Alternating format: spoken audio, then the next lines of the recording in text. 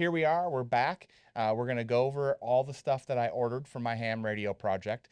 My goal here isn't to make you a ham radio expert, because I'm not a ham radio expert, but I wanna go through all the pieces that I ordered and give you a little bit of information. So if you don't know exactly what kind of mobile radio that you wanna get, maybe this will give you some places to start and some things to look at. So in front of me now, we've unboxed everything. You went through the process with me of that antenna that came bent from Gigaparts, which they were graciously quick to fix and replace. That is a Comet CA-2x4sr. I picked that antenna because it had a lot of great reviews. A lot of people said this was a really good antenna to start with. It's 2 meter and 70 centimeters. I will get that stuff in the show notes as well. So this is our antenna. I can probably pull that out really quick here. Let's just slide that out so you can get a look at what that antenna looks like. This is the exact thing that you're going to get if you order the same thing. So here's the antenna. It is 40 inches tall from end to end. So it sits really nice on my car. It's not going to stick up so high that it gets in the way of a garage door. You know, you still probably want to pull this off before you go into a car wash or something, but it wasn't so big that it was going to be a problem driving into parking garages and that kind of thing. So it was important to me not to have a 6-foot whip on top of my car. Although the reception would have been much better, you know, that was my consideration when looking at this particular antenna. It also comes with a little Allen wrench for tightening on the end. So on the tip here, it looks like there's some Allen wrenches here. Looks like you can take these off. I don't know if that's just to replace it for damage or if there's a possibility to put a larger or more enhanced antenna on. That'd be something that we'd have to figure out. Here's the mount for that. So if you can see that, this is our mount. And again, that's the CA-2x4sr. So that is the antenna that I went with. The next thing that I'll look at is the antenna mount. So I wanted to pick something that would go into the hatchback of my car. For me, I have a RAV4 and I also use a Toyota Sienna. Those are the two vehicles this might go back and forth between. This is also from Comet. It's a CP-5M. It's a beautiful little mount. It's got plenty of cable here with the PL259 connector on the end. So let's open that up and take a quick look at it. See exactly what we're going to get. What do we got here? So we have our mount. This piece right here mounts, you can see where it goes right in, right through here. That would mount or slide right onto your door, your hatchback or trunk lid. You can see where it would just sit like this. And it's very adjustable. So, you know, it can come down or up. You know, there's different ways that this can mount. So it turns any which way to accommodate mounting. Like, for example, if the back of your hatchback is more vertical, this can still mount on there and keep your antenna positioned properly. And that was the reason that I picked out this antenna mount. It was recommended by the folks at Gigaparts. Shout out to them again for all the help that they gave me and all the emails that I sent. And it also matches the Comet antenna well, so I thought that that would be a good fit. Again, I'm not an expert, but these are the things I picked out for my first mobile radio setup. There's plenty of cable here to run through the car. I think it looks like about 16 feet. So that will easily make it through my RAV4 with the PL259 connector, which will screw right into the back of the radio once we get that mounted. It also came with some Allen wrenches, and it looks like it came with a little bit of Velcro or foam to mount underneath the brackets. So we got some foam that will slide in underneath here. Looks like it will slip in right there. So when you put this on your car, it won't, you know, scratch up your paint. So that's what these two little foam pieces are for here. So it looks like we got two pieces of foam with the Allen wrench, so we can slide those right into your car. So I think those will be perfect. It looks like it came with a little bit of directions, not too much, but I think it's pretty self-explanatory on the antenna. And again, I'll have all that information in the show notes. The next thing we have is for mounting inside the car. What I have here is a SJMK-500. This is a sling head. I ordered this also from Gigaparts. It's for the Yaesu specifically. This piece would mount to the back of the radio head. It's a removable head on the radio. When we get to that, you'll see what I'm talking about. And then this mounts to another bracket right here.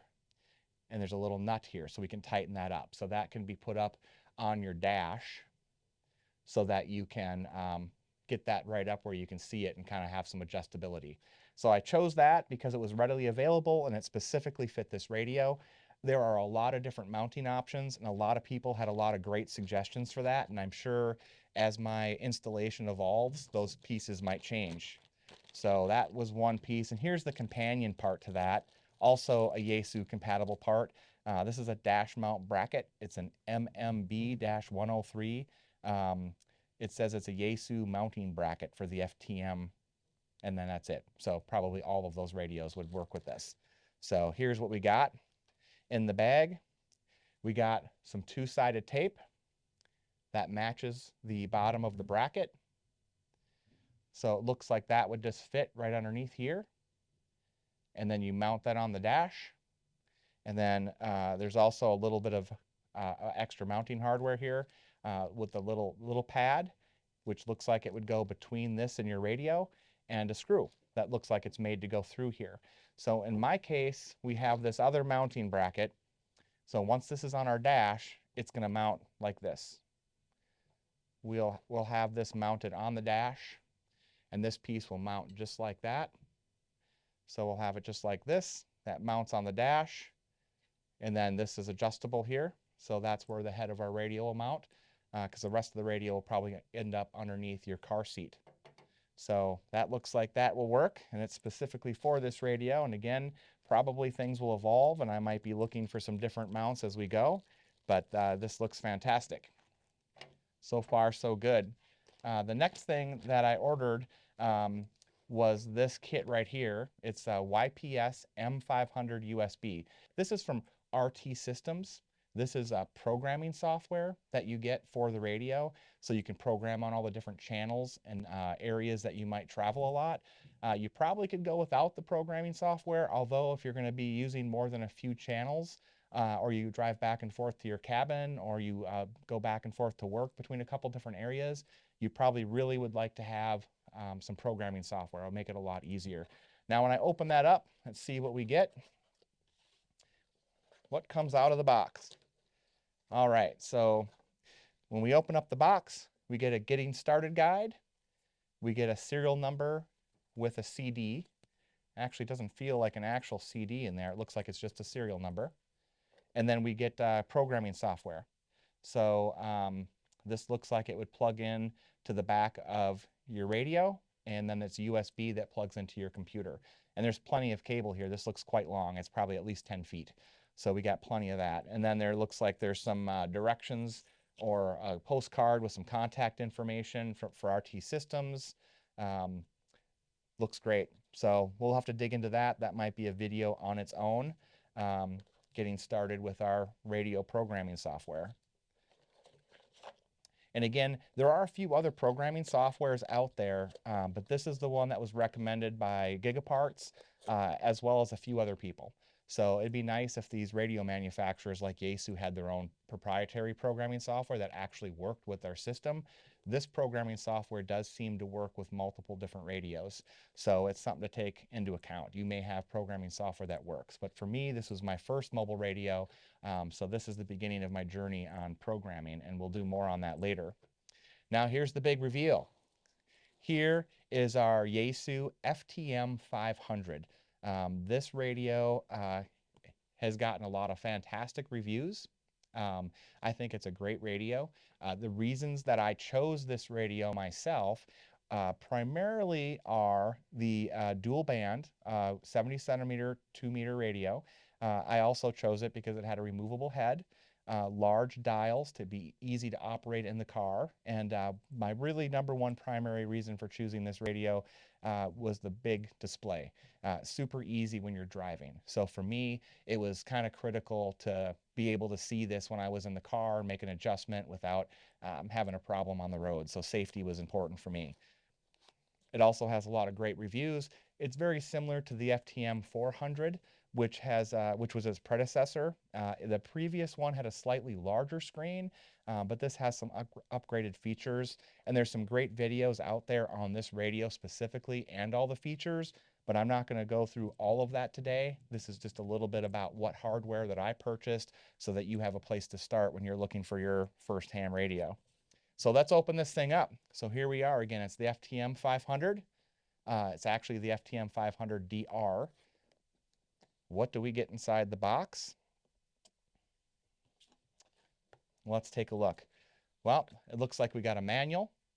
Not that big, which is kind of nice. As we go through it here, it looks like it's pretty easy to read. They got the basics for the microphone, all the basic programming, mounting. It's kind of nice that you get a manual with something these days, so that's fantastic. So that nice manual from Yaesu. And it looks like they also have a quick cheat sheet, which is kind of nice. So this actually shows some of the new features based on the research that I did. I think what this sheet with the new features, is probably demonstrating the things that are different between the FTM-400 and the 500. And there's like 9 or 10 boxes on here, so not too much to go through, but probably these are the things that stand out the most. And I'll probably take a review of these before I get too far, and we'll set that over here. The next thing, of course, is we get a nice power cable. So it's fused. I'm just going to rip that open so we can see it. We have, it looks like at least 20 feet of wire here. I think this is 16 gauge, possibly 14 gauge. I'll have to take a closer look. So we've got quite a bit of wire. You know, there's quite a bit. And then the ends are ready here. This end would go on the battery terminal in your car. So you're going to look through for a spot in your dash. There should be a grommet in there where you can push these through and then strap this down along the firewall up to the battery. And you do want to direct connect these batteries or these radios right to the battery. The 12-volt lighter adapter that's in your car probably would not have a large enough load capacity or amperage, and you'd probably just burn that fuse out. For maybe a lower power unit, that would work, but for these, it's highly recommended that you connect directly to the battery. On the other end of that cable, we have a proprietary connector. Well, I wouldn't say it's proprietary. This is a pretty common 12-volt connector for power. This comes with the Yaesu. The other end of the Yaesu matches that directly. This is so we can connect this right into the back of the radio once we get that in. And then, of course, we have a microphone.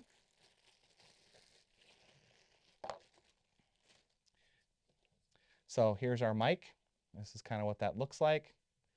Push to talk on the side, some keys on the top, which are probably up and down. For channel surfing, we've got a couple programmable buttons on the bottom, 4 different programmable buttons. We'll have to look and see what we can do with those buttons. And this plugs in with a standard, what looks like an RJ45 connector right into the head of the radio. And then we got a little bit of mounting hardware for the microphone that we're going to get. We got that little mounting hardware for the mic. We've got some nuts and bolts for doing the mounting of the base. And we've got a couple extra fuses, so those will be nice to have. And now the big ticket item is on its own. So here it is. Here is the radio. Here is our FTM-500. Here's the other end of that power cable. Let's kind of start with that so we can see that right away. These two pieces will click right together when you put these in. So they're going to snap together just like that once you get them connected, and they disconnect. So you could go back and forth between a couple cars, or you might make this into something that you bring into the house if you have a more stationary antenna that gets better coverage. Bring it in during the wintertime when you're not outside as much. And then the radio's got a slide right here. This is the mounting hardware. And then in the back, we've got a nice fan. You can tell it's going to be cooled well. Here's our antenna mount. Let's see if we can find a little bracket here. It looks like a little slide.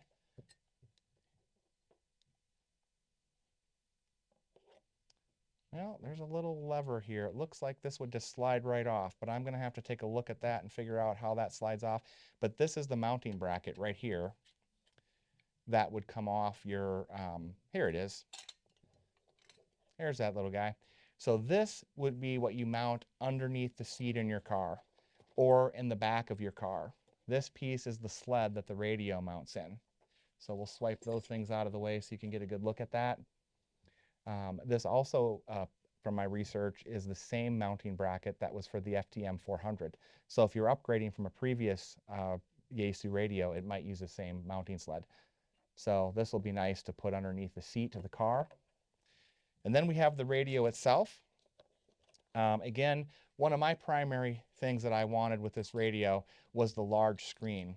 Large, easy to read screen, large buttons that are easy to turn when you're in the car, easily programmable. So that was a feature I wanted.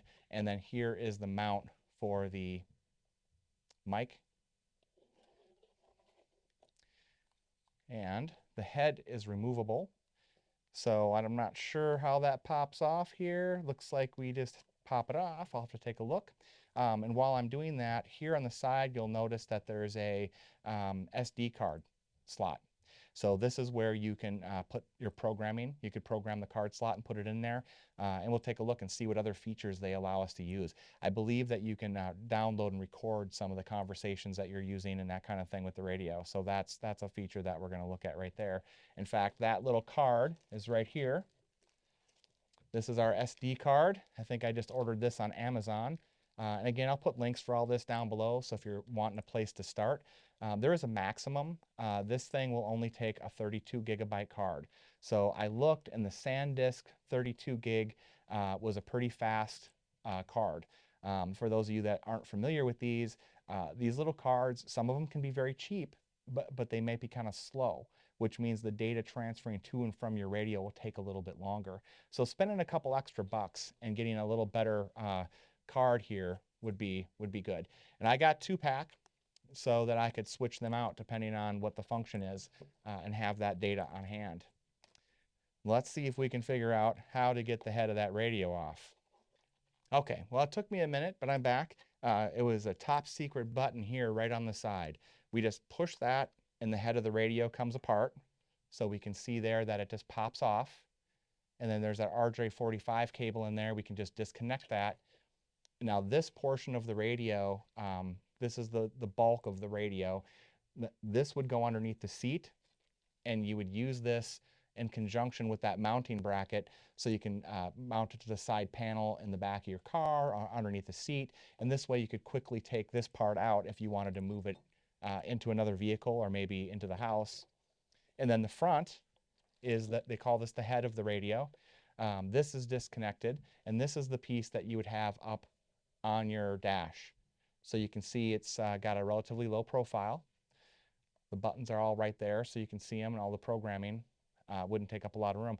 Now this little cable right here that goes from the radio to the head unit is pretty short. So you're going to have to get another one of these cables. One of the things I want to check is to see if this is a standard Ethernet cable, because those cables are really cheap. You can get those on Amazon for a few dollars. In that case, you could just order one. I didn't buy a Yaesu specific radio extender cable, so I wanted to figure out what that would look like.